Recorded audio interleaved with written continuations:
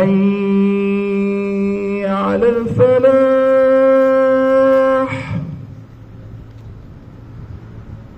حي على الفلاح الله أكبر الله أكبر لا إله إلا الله.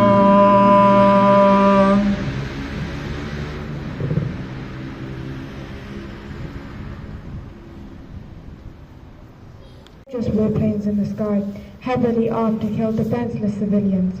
Genocide is when these defenseless civilians are being driven from their homes and some survive. They try to flee, to move, and when they leave behind their food, water, belongings, money, and medications. During their flight, the temperature reaches 104 degrees Fahrenheit. There's no transportation because there's no fuel. The occupation prevents any fuel from entering the country, and because the country's cars are broken down and there aren't any mechanics to repair them, you may not even find a donkey-drawn cart because the donkey is tired and dead and the cart owner is killed. So you keep on walking with rubble under your feet.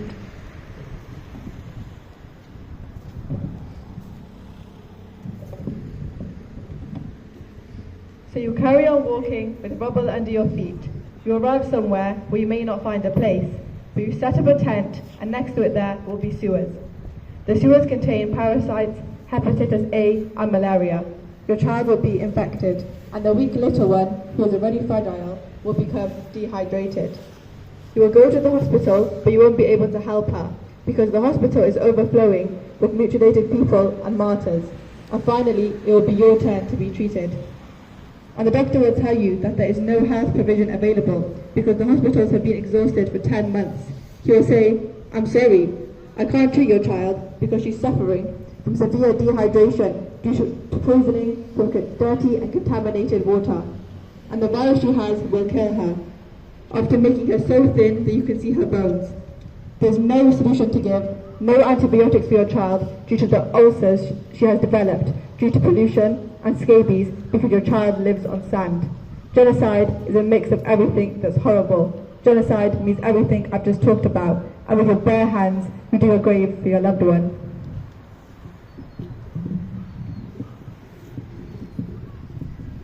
Genocide is when you are hungry and your community can't help you. Our country was poor and besieged before the genocide, but no one died of hunger. No one went to bed hungry. Now people are dying of hunger here every day. On the contrary, it is not normal to go to bed full. Because in this country, there is no one left who can help each other. Survival has become difficult. Death is the easiest thing for us. That's what genocide is. The Israeli occupation is mocking you. It blocks us from the aid that the whole world is supposed to send us in response to the enormous catastrophe currently hitting Gaza.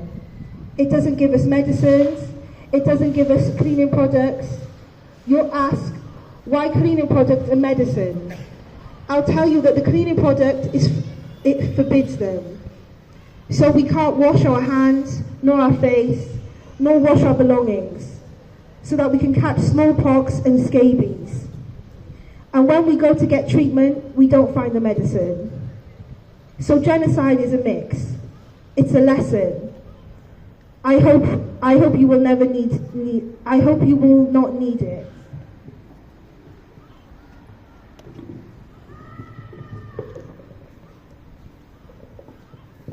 But also one more thing, because it chokes me. On the subject of genocide, genocide is when everything wears out, and everything stops, little by little, before your eyes. Everything. You're going to repair your shoes, mend your shirt, but you can't find anything to do it with. Genocide is when you can't find short-sleeved t-shirts to wear in the summer. Genocide is when you wear this heavy winter shirt for 10 months, the one you left your home in, where you haven't been able to return to. That's what genocide is, okay? I hope that this will not happen to you, that you won't have to experience for yourself what I am telling you. Genocide is when the human being is exhausted, and the machines are exhausted, and the clothes are exhausted, and the tent is exhausted, and the earth is exhausted, and the walls are exhausted. Genocide is when the world comes to an end.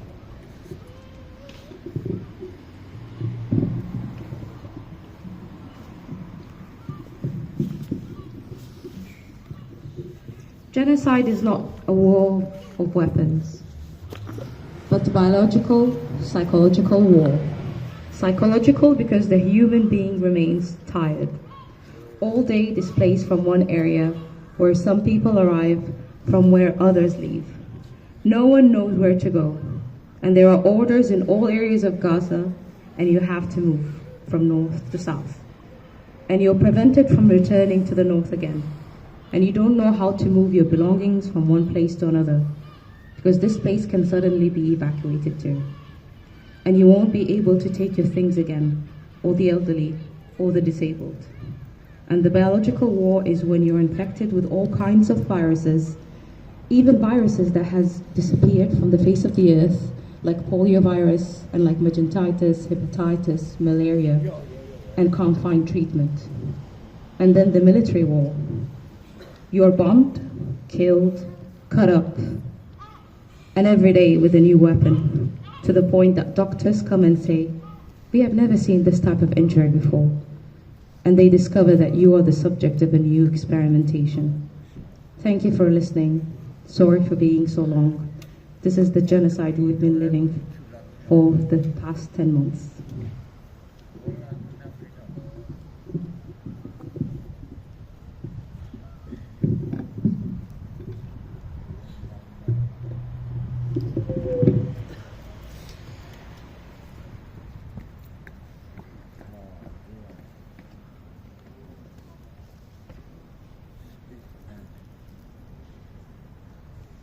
So next we'd like to welcome Ibrahim, who is reading a poem that he's done himself. So everyone please welcome Ibrahim.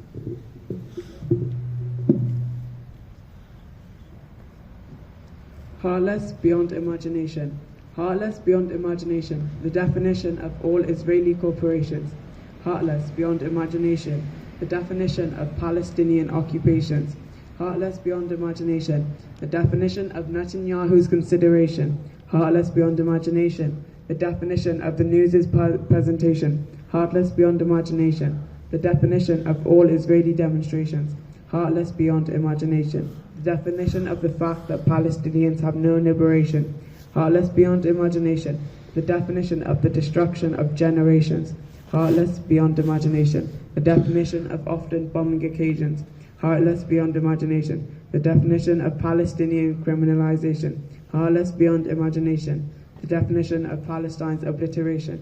Heartless beyond imagination, the definition of all Israeli violations. Heartless beyond imagination.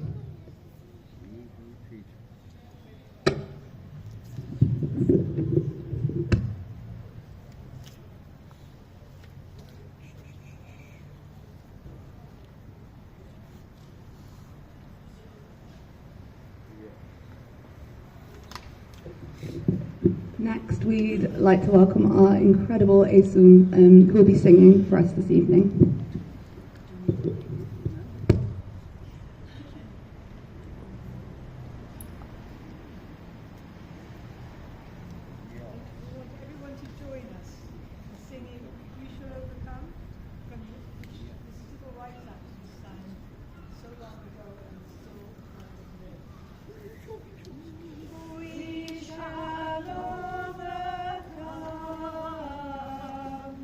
We shall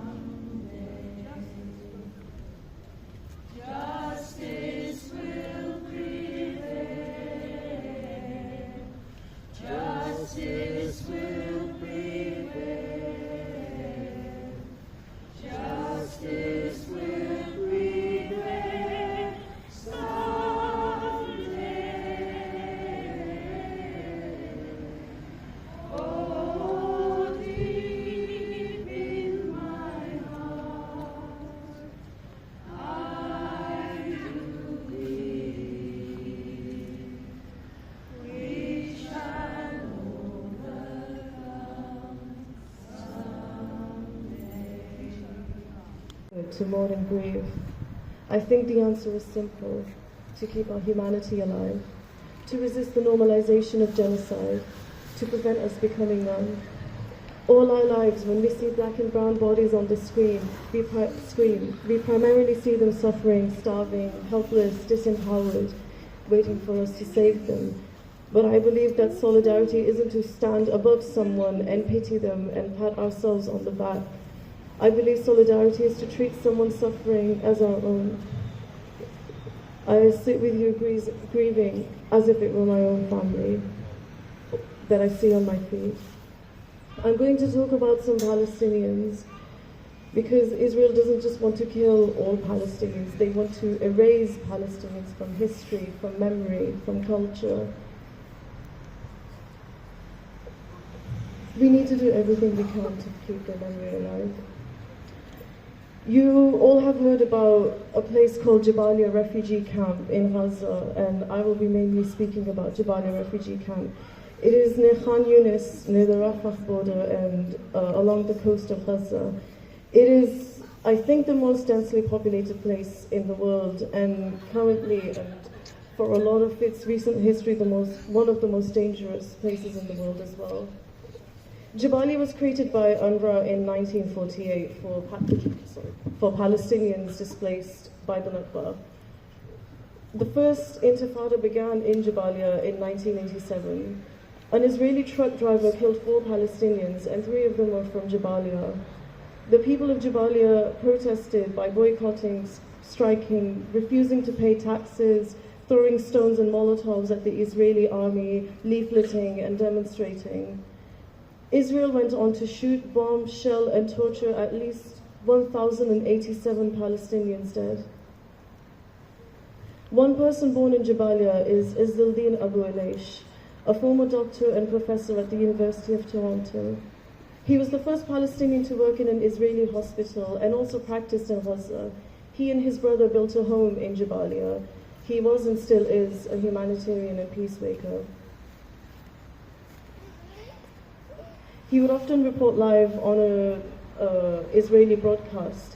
And on the 16th of January 2009 at 4:45 p.m., his whole world fell apart when Izzeldin Abu Eleish found out on live television that his 3 young daughters were killed by an Israeli tank which fired directly at his home. His reaction was streamed on live television. Their names were Bessan Abu Eleish, killed at age 21, Maya Abu Eleish, aged 15, and Aya Abu Eleish, killed at 13. Izzeldin Abu Eleish lost more family members this year. On the 9th, 12th, 22nd, and 31st of October and the 1st of November, Jabalia suffered massacre after massacre. 22 members of the Eleish family were killed. Among them, Izzeldin's niece, Bara Abu Eleish.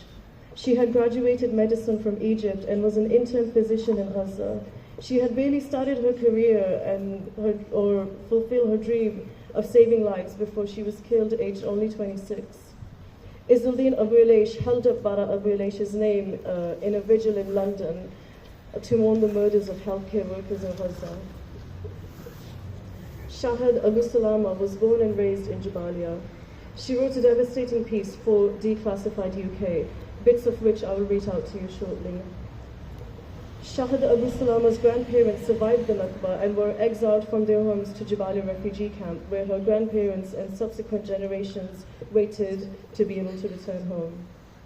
On the 23rd of October, 23 of Shahad's relatives were killed in their sleep in their homes. Among them was Hiba, aged 35, who was a nurse in the Indonesian hospital. She was under the rubble for at least 6 hours with her children, Leen, aged 12, Jihad, aged 10, and Sham, aged 5. None of them survived when they were pulled out of the rubble. Hiba's cousin Rana, aged 40, and 2 of Rana's children, Muhammad, aged 5, and Nama, aged 7, were also murdered. 3 days later, on the 26th of October, Shahad compiled the names of her martyred family members with her beloved cousin, Yusuf Marwan Abu Salama, through messenger. The next day, on the 27th of October, Israel bombed nearby and killed 22 of Yusuf's neighbors and injured Yusuf. I'll read out Shahad Abu Salama's own words regarding her cousin, Yusuf Abu Salama. Yusuf's only fault is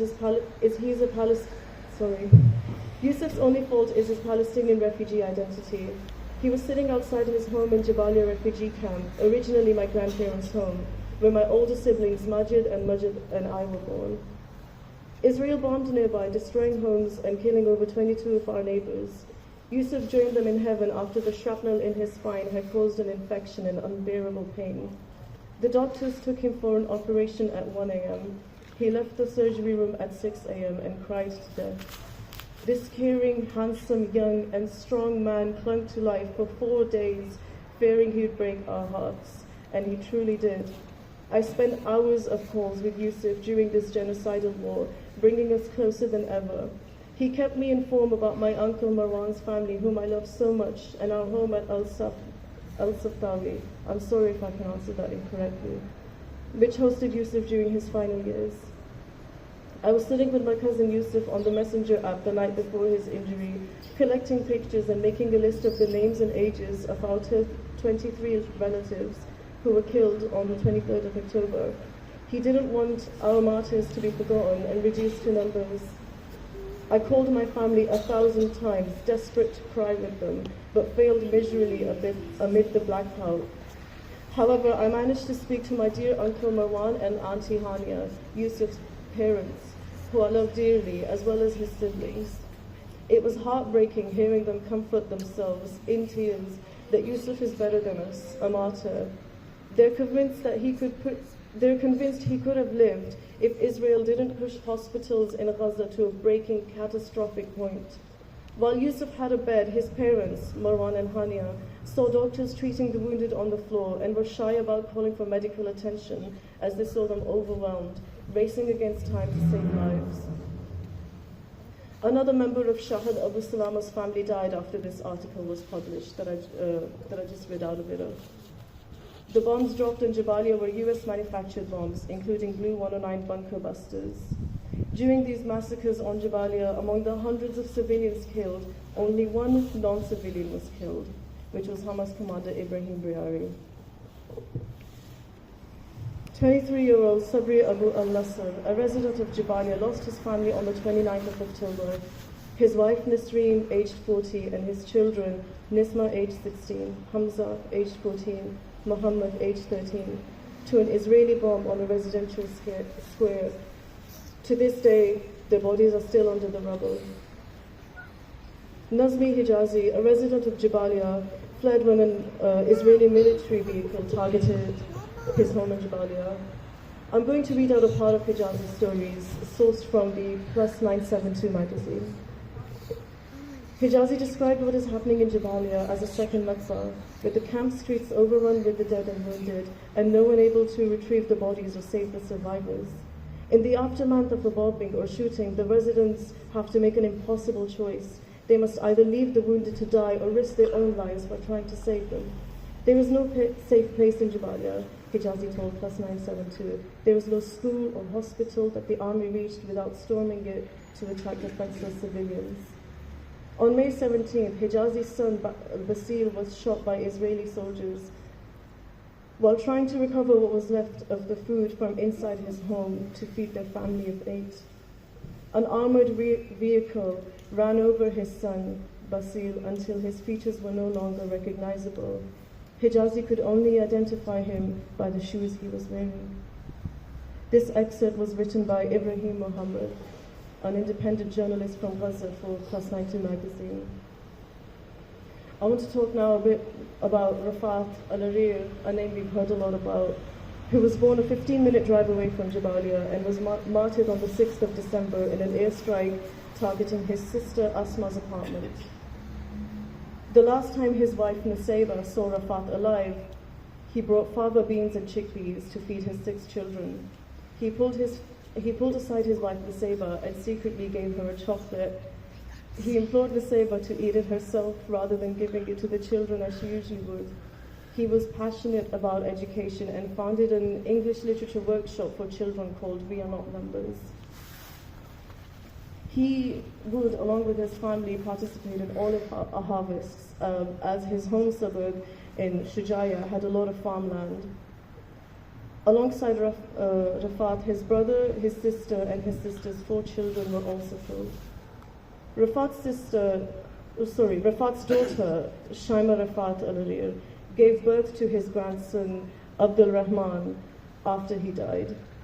She said, "This is your grandson, Abdul Rahman, whom I long imagined you carrying, but I never imagined I would lose you early, even before you see him."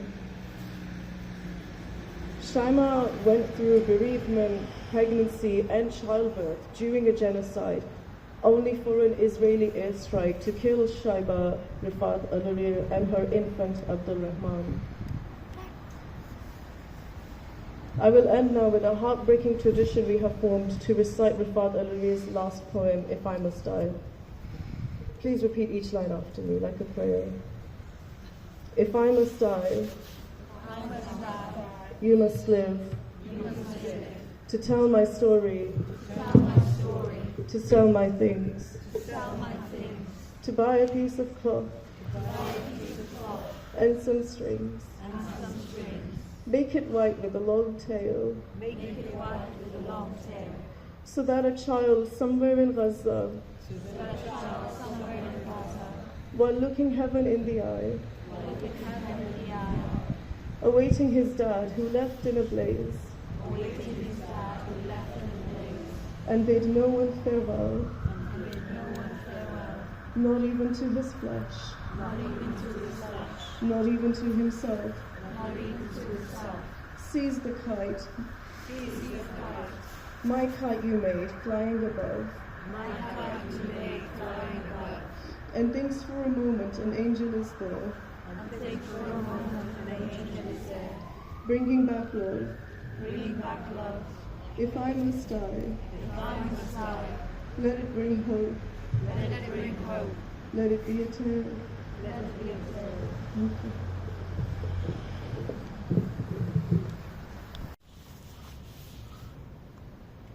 So if everyone is happy to kind of come as close as possible, and we'll join together in, if we can possibly do an 11-minute silence again, 1 minute for every month of this genocide. As we know, we're coming up to the ongoing onslaught as part of this genocide. We're coming up to a year. So if we can gather together, and for the next 11 minutes, may our focus be on the martyrs and the people of Palestine. So I'll just give people a second to get in place, and then we'll start.